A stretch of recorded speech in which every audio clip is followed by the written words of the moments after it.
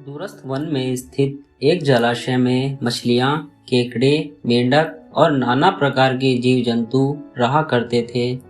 तालाब के किनारे एक बूढ़ा बगुला भी रहा करता था। बूढ़ा बगला भोजन के लिए तालाब की मछलियों पर निर्भर था। वह दिन भर तालाब किनारे घात लगाए बैठा रहता। जैसे ही कोई मछली नजर आती, उसे लपक कर पकड़ लेता और अपने पेट की ज्वाला शांत कर लेता था। लेकिन धीरे धीरे उसकी आंखें कमजोर होने लगी और मछलियां पकड़ना उसके लिए दुष्कर हो गया। अब वह दिन रात एक टांग पर खड़ा होकर सोचता रहता कि ऐसी हालत में कैसे भोजन की व्यवस्था की जाए। एक दिन उसे एक युक्ति सूझी। युक्ति अनुसार वह तालाब के किनारे गया और एक टांग पर खड़ा होकर जोर जोर से विलाप करने लगा।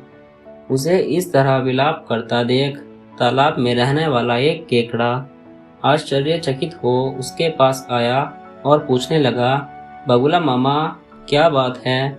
इस तरह आंसू क्यों बहा रहे हो? क्या आज कोई मछली हाथ नहीं लगी?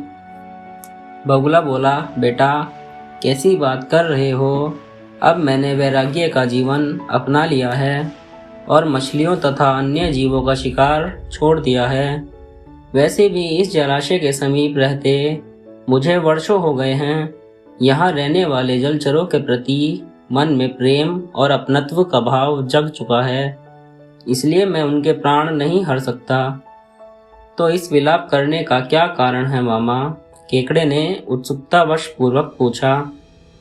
मैं तो इस तालाब में रहने वाले अपने भाई बंधुओं के लिए विलाप कर रहा हूँ। आज ही एक जाने माने ज्योतिष को मैंने ये भविष्यवाणी करते सुना कि इस क्षेत्र में 12 वर्षों के लिए अकाल पड़ेगा। यहाँ स्थित समस्त जलाशय सूख जाएंगे और उनमें रहने वाले जीव जंतु भूख प्यास से मर जाएंगे। आसपास के सभी छोटे जलाशयों के जीव जंतु बड़ी बड़ी झीलों की ओर प्रस्थान कर रहे हैं, किंतु इस जलाशय के जीव जंतु निश्चित बैठे हैं। इस जलाशय का जल स्तर अत्यंत कम है। सूखा पड़ने पर यह अतिशीघ्र सूख जाएगा। यहाँ के रहवासी सभी जलचर मारे जाएंगे। यही सोच सोचकर मेरे आंसू नहीं थम रहे हैं। बगुले की बात सुनकर केकड़ा तुरंत तालाब में रहने वाली मछलियों और अन्य जलचरों के पास गया और उन्हें बगुले की अकाल संबंधी बात बता दी। ये सुनना था कि सभी जलचर बगुले के पास जा पहुँचे और उससे इस समस्या से निकलने का उपाय पूछने लगे। दुष्ट बगला तो इसी अवसर की ताक में था। वह बोला, बंधुओं, चिंता की कोई बात नहीं है। यहाँ से कुछ ही दूर पर जल से लबालब एक बड़ी झील अवस्थित है। वहाँ का जल अगले 50 वर्षों तक नहीं सूखेगा। मैं तुम्हें अपनी पीठ पर लादकर उस झील में छोड़ आऊँगा। इस तरह तुम सबकी जान बच जाएगी। बगुले की बात सुनकर सभी जलचरों में पहले जाने की होड़ लग गई और वे बगुले से अनुनय करने लग गए। बगुला मामा, हमें वहां पहले पहुंचा दो। ये देख बगुले की बाहें खिल गईं। उसने सबको शांत किया और बोला, बंधुओं, मैं तुम सबको एक एक कर अपनी पीठ पर लादकर उस झील तक ले जाऊंगा। फिर चाहे मेरा जो हाल हो, आखिर तुम सब मेरे अपने हो। उस दिन के बाद से बगुला प्रतिदिन एक मछली को अपनी पीठ पर लादकर ले जाता और कुछ दूरी तय करने के बाद एक बड़ी शिला पर पटक कर मार डालता। फिर छक्कर अपना पेट भरने के बाद दूसरे दिन दूसरा शिकार अपनी पीठ पर लादकर चल पड़ता। ऐसे ही कई दिन बीत गए। बगुले को बिना परिश्रम के रोज एक मछली का आहार मिलने लगा। एक दिन जब बगुला तालाब के किनारे गया तो केकड़ा बोला, बगुला मामा, आपने सूखा पड़ने की बात मुझे सबसे पहले बताई, किंतु अब तक आप मुझे बड़ी झील नहीं लेकर गए। आज मैं आपकी कुछ नहीं सुनूंगा। आज आपको मुझे ही लेकर जाना होगा। बगुला भी रोज मछली खाकर ऊब चुका था।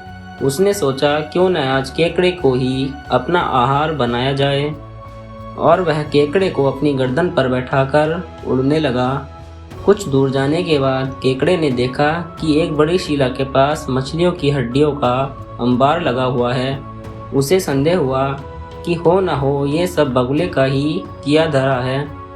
उसने बगुले से पूछा, मामा और कितनी दूर जाना है? तुम मुझे उठाए उठाए थक गए होंगे। शिला तक पहुंचने के बाद बगुले ने सोचा कि अब वास्तविकता बताने में कोई हर्ज नहीं। उसने केकड़े को सारी बात बता दी और बोला, केकड़े, ईश्वर का स्मरण कर ले, तेरा अंत समय आ चुका है। अब मैं तुझे भी इन मछलियों की तरह इस शिला पर पटक कर मार दूंगा और अपना आहार बनाऊंगा। ये सुनना था कि केकड़े ने अपने नुकीले दांत बगुले की गर्दन पर गड़ा दिए। बगुले की गर्दन कट गई और वह वहीं तड़प कर मर गया। केकड़ा बगुले की गर्दन को लेकर वापस तालाब में पहुंचा और दुष्ट बगुले की दुष्टता की कहानी सभी जलचरों को बताई और बोला, अब वह दुष्ट मर चुका है, तुम सब लोग यहाँ आनंद के साथ रहो। सीख, किसी भी बात का बिना सोचे समझे विश्वास नहीं करना चाहिए।